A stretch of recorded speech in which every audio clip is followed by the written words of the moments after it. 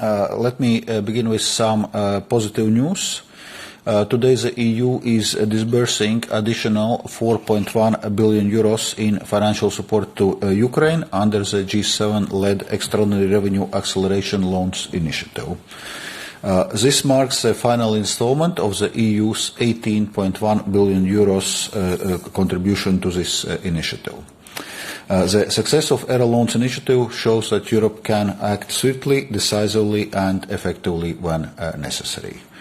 And this is in this spirit as we must also approach the question related to further funding needs for Ukraine. And actually we began today's meeting with a productive discussion on options for providing additional financial support for Ukraine as requested by European Council. And as Minister already mentioned, the meeting saw broad support from Member States for the Commission to continue its work on the reparation loan. There was wide recognition that this option is the most feasible means of quickly bridging Ukraine's funding gap without placing additional substantial fiscal burden on Member States. The continuation of this work obviously includes engaging with Member States to address remaining concerns. We also discussed possible alternative options. It has to be noted that given debt sustainability concerns and challenges Ukraine is facing, the support has to have strong grant-like features. So alternative option would be for the EU to fund the reparation loan to Ukraine through borrowing instead of using the cash balances associated with immobilized Russian assets.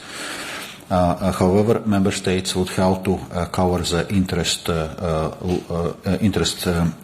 cost of the loan until it's repaid to maintain grant-like support for Ukraine. And there are different modifications how exactly this borrowing can be structured. Yet another option would be to provide a similar level of support to Ukraine, but in the form of grants, which would entail a large direct cost to Member States over the short period of time. So, as regards the options paper, we should be able to present the options paper shortly, and today's discussion will help inform Commission's thinking in this regard. Then it's important in parallel to engage with our allies and like-minded partners to provide Ukraine with liquidity already in the first quarter of next year, as Ukraine's financing needs are not only large but also urgent. We are under time pressure and must move forward in a constructive, pragmatic and cooperative way.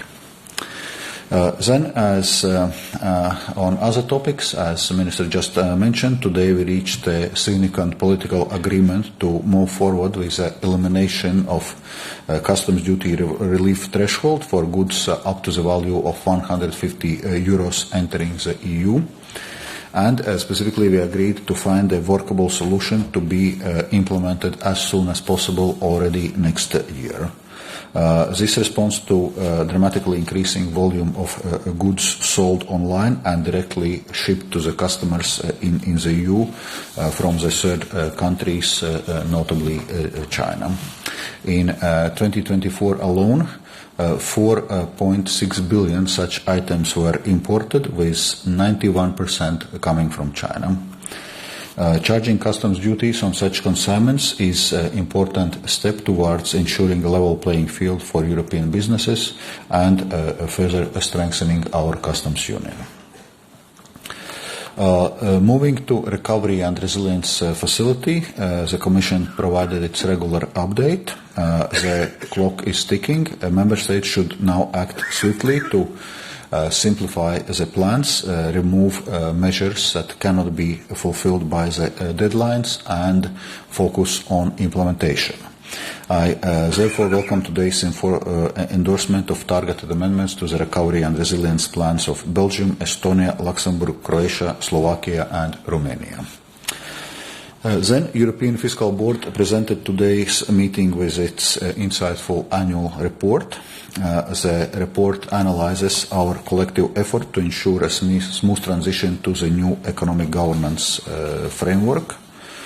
And overall, while there are some lessons to be learned, rollout has been effective and focus should now turn on delivering the agreed fiscal path. And on fiscal path, the Commission will present its assessment on 25th of November as part of European semester autumn package. Then I presented today's meeting with the European Commission's overview report on simplification, implementation and enforcement. Since the beginning of the year, the European Commission has presented 6 simplification omnibus proposals, including on agriculture, defense, due diligence, sustainability reporting and others. A conservative estimate puts annual savings stemming from these simplification proposals at more than 8.6 billion euros, and more proposals will follow in coming weeks. So we have made a strong start, but we must work at least as intensively to reach our overall 25% administrative burden reduction target and 35% burden reduction target for SMEs. Finally, a few words on 2025 statistical package, which ministers adopted today. The package sets out how the European statistical system is taking action toward improving the quality and availability of the European economic indicators, collecting data on defense expenditure in a timely manner in context of the national escape clauses, reducing administrative burdens for businesses and public administrations. These efforts underline Europe's commitment to high-quality, independent official statistics, which remain as vital as ever for informed decision-making. Thank you.